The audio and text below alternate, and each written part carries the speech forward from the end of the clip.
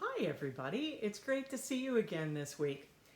I'm just doing the task of unpacking a suitcase. I hate unpacking. But you see, I was supposed to go to Toronto this weekend for 3 days of meetings, and I was kind of looking forward to it, staying in a hotel and seeing my friends that are on this committee that I work on. But we decided because of the pandemic, we really shouldn't meet in person.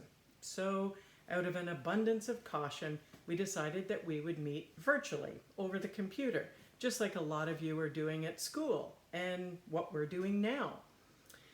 So, anyway, I had packed my bag, trying to be prepared and being ready, and I was so proud of myself because I'm not a great packer. I usually pack my suitcase with the things I know I'll need, and then as I'm about to zip it up and go, I think of about 10 more things that I just throw in my suitcase just in case I need them. Well, I end up never needing them, and I've got a suitcase that's bigger than what I need. But anyway, this time I was really impressed with myself because I took things that would help me be prepared for whatever I came upon. For instance, I have a jacket with a hood and a little bit of lining in case it was cold or windy or rainy. Now, it's hard to imagine that, but I mean, it is November, right? And we could be getting snow. Nobody ever forecast this beautiful 3 days of 20-degree sunshine in November, right? Anyway, and I have my umbrella too, just in case. Now, I normally wear kind of fancy business casual shoes during the days that I'm at these meetings, but you never know when you might be doing a lot of walking. So I packed my running shoes, thought I was doing really well, packed my overnight cosmetic bag, so it has my extra soap and shampoo and my toothbrush and things like that. And I packed some extra masks because you never know, one of them might get wet or soiled and I would need a new one. So I had that covered. Gloves in case it was cool walking. Extra glasses for reading some of those fine print reports that I would have to read during the weekend. And some of my books and calendars, just being prepared. Extra pens, because you don't want them to run out of ink just when you're writing in the middle of an important note. And I always pack some cash. I don't use cash much anymore these days. I tend instead to use my debit card or my credit card, but you just never know when you might need cash. So I had some of it packed away. And then of course I had a snack because you and I know how much I love chocolate and it's really a necessity. And then finally I even had a flashlight packed because you never know when the room you're meeting in or your hotel room might have a power outage. So I was prepared. Now, this lamp, this light, reminds me of a lamp, and it reminds me of Jesus' story. Here we are again today talking about another parable, a story that Jesus told to teach a lesson. And this one is all about the 10 bridesmaids. Now, I know in your Sunday school class, you're going to learn all about that today, so I won't go into a lot of detail, except to say the Jewish people in the time of Jesus, their lamps looked like this. They didn't have batteries or electricity. So they had a lamp that looked a lot like this, made out of clay perhaps, and they would put oil inside it and then light the wick. And this lamp kept on burning for quite a while, but when it ran out of oil, when the oil burned away, then the lamp would go out, the light would go out. And sometimes it's not good to be in the dark, right? Sometimes you want to be prepared, you want to be ready, and you want to have light wherever you go. It shows you the way, it shows other people where you are, all sorts of important things.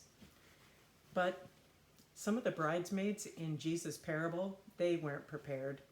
Some of them were. They had taken extra oil and they were all ready in case the bridegroom came. And again, you'll learn more about this story in your classes today. But some of the bridesmaids, their lamps went out. And when the bridegroom came, there was nowhere for them to go. They had to leave to get more oil, and so they weren't around when he came. Jesus tells us that we need to be ready. Well, what do we need to be ready for? Well, a whole lot of things, but one really important thing in particular. We all know the Easter story, the story about Jesus dying on the cross for our sins, and the fact that 3 days later he rose from the dead. Amazing story. But after that, Jesus actually left the earth again, and he went to live with God in heaven. And he made us a promise. He said that he would be back someday to take all of us to heaven to live with God as well. Wow, that is something to look forward to, isn't it? Problem is, we don't know when that's going to happen. Jesus could come back an hour from now, tomorrow, next week, or maybe 1,000 years from now. We just don't know. But Jesus keeps telling us, and his story reminds us that we have to be ready. Well, how do we get ready for something like that? The answer is simple.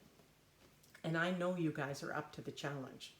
The way to be ready for Jesus is to love God and to follow God's commandments and obey his laws.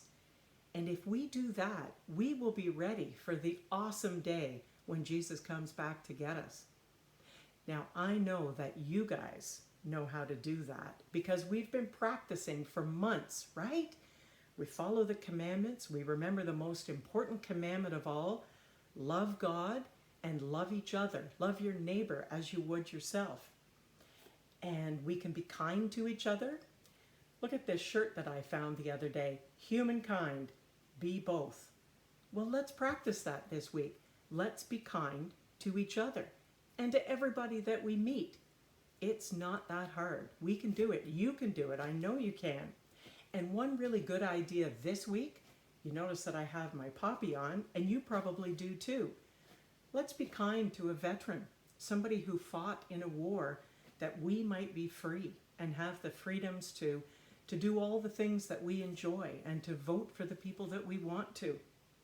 We're very privileged as a people, aren't we? And maybe this week we could add a veteran to our prayers. Do you want to do that? Okay, that's great. And don't forget your attitude of gratitude. Keep practicing all those skills, my friends. And when Jesus comes calling someday, you will be ready. Take care. Have a great week.